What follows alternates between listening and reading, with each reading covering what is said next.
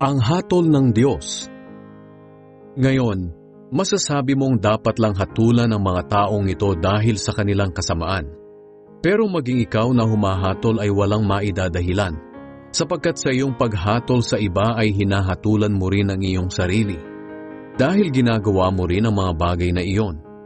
Alam nating makatarungan ang hatol ng Diyos sa mga taong gumagawa ng kasamaan. Pero sino ka para humatol sa iba kung ikaw mismo ay gumagawa rin ng mga iyon? Ang akala mo ba'y makakaligtas ka sa hatol ng Diyos dahil alam mong siya'y mabuti, matiyaga at mapagtimpi?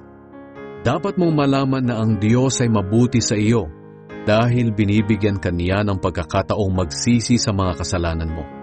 Pero dahil sa matigas ang ulo mo at ayaw mo magsisi, pinabibigat mo ang parusa ng Diyos sa iyo sa araw na ihahayag niya ang kanyang puot at makatarungang paghatol.